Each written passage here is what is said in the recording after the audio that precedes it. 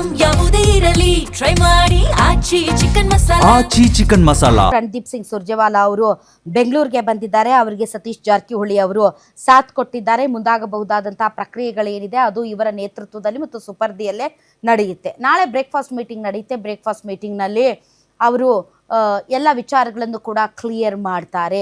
ಒಂದು ರೀತಿ ಯಾರು ಕೂಡ ಓಪನ್ ಆಗಿ ಈ ವಿಚಾರದಲ್ಲಿ ಸ್ಟೇಟ್ಮೆಂಟ್ಸ್ ಕೊಡ್ತಾ ಇಲ್ಲ. ಹಾಗೆ ನೋಡಿದ್ರೆ ಡಿ ಕೆ ಶಿವಕುಮಾರ್ ಅವರಂತೂ ಮಾಧ್ಯಮಗಳಿಂದ ದೂರನೇ ಇಟ್ಟಿದ್ದಾರೆ. ಏನನ್ನೂ ಮಾತನಾಡದೆ ತನ್ನದಲ್ಲದಂತಹ ರೀತಿಯಾದಂತಹ ಒಂದು ಆಟಿಟ್ಯೂಡನ್ನು ಅವರಲ್ಲಿ ಪ್ರದರ್ಶನ ಮಾಡ್ತಾ ಇದ್ದಾರೆ ದೆಹಲಿಯಲ್ಲಿ. ಅವರ ಟಿ.ಪಿ ಪ್ರಕಾರ ನಾಳೆ ಅವರು ಬರ್ತಾರೆ ಅಂತ ಇದೆ.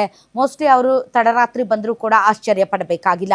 ಈ ಮಧ್ಯೆ ರಣದೀಪ್ ಸಿಂಗ್ ಸುರ್ಜೇವಾಲಾ ಅವರು ಸಿದ್ದರಾಮಯ್ಯನವರ ಜೊತೆ ಮತ್ತೊಂದು ಸುತ್ತಿನ ಮಾತುಕತೆಯನ್ನು ನಡೆಸ್ತಾರೆ. ಮಾತುಕತೆ ನಡೆಸಿದ ನಂತರ ರಾಜೀನಾಮೆ ನಂತರ ಶಾಸಕಾಂಗ ಪಕ್ಷದ ನಾಯಕನನ್ನ ಆಯ್ಕೆ ಮಾಡೋದು, ತದನಂತರ ಪ್ರಮಾಣ ವಚನ, ಇನ್ನು ಕ್ಯಾಬಿನೆಟ್ ರಿಷಫಲ್ಗೆ ಸಂಬಂಧಪಟ್ಟಂತೆ ಯಾರ್ಯಾರು ಸಚಿವರಾಗ್ತಾರೆ, ಯಾವ್ಯಾವ ಸಚಿವರನ್ನ ಕೈ ಬಿಡಬೇಕು, ಎಲ್ಲ ವಿಚಾರಗಳ ಬಗ್ಗೆ ರಣದೀಪ್ ಸಿಂಗ್ ಸುರ್ಜೇವಾಲಾ ಅವರು ರಾಜ್ಯದಲ್ಲಿ ಮಾತುಕತೆಯನ್ನ ನಡೆಸಲಿದ್ದಾರೆ. ಸೊ ಹೀಗಾಗಿ ಈ ಪರ್ಸನ್ ರಾಜ್ಯದ ರಾಜಕಾರಣದಲ್ಲಿ ಈಗ ವೆರಿ ವೆರಿ ಇಂಪಾರ್ಟೆಂಟ್ ಪರ್ಸನ್ ಆಗ್ತಾರೆ. ಆ ನಿಟ್ಟಿನಲ್ಲಿ ಅವರು ಹೈಕಮಾಂಡ್ ಮತ್ತು ರಾಜ್ಯ ನಾಯಕರ ನಡುವಿನ ಕೊಂಡಿಯಾಗಿ ಸೇತುವೆಯಾಗಿ ಕೆಲಸ ಮಾಡ್ತಾ ಇದ್ದಾರೆ. ಈ ಹಿಂದೆ ಈ ಪವರ್ ಶೇರಿಂಗ್ ವಿಚಾರದಲ್ಲಿ ಆಗಾಗ್ಗೆ ಕೇಳಿ ಬರ್ತಾ ಇದ್ದಂತಹ ಅಪಸ್ವರಗಳನ್ನ ರಾಜ್ಯದ ಜನ ಕೂಡ ಏನ್ ಮಾಡ್ತಾ ಇದ್ದಾರೆ, ಸುರ್ಜೇವಾಲಾ ಅವರು ಬರೋದು ಹೋಗೋದು ಬರೀ ಇದೇ ಕೆಲಸ ಆಯ್ತಲ್ಲ ಅಂತ.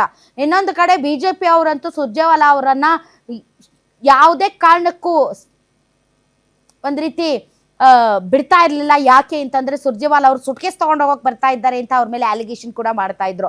ಅಷ್ಟರ ಮಟ್ಟಿಗೆ ರಣದೀಪ್ ಸಿಂಗ್ ಸುರ್ಜೇವಾಲಾ ಅವರು ದೇಶದ ವಿಚಾರಗಳನ್ನ ಬೆಂಗಳೂರಲ್ಲಿ ಕೂತು ಸುದ್ದಿಗೋಷ್ಠಿಯನ್ನು ಕೂಡ ನಡೆಸ್ತಾ ಇದ್ರು.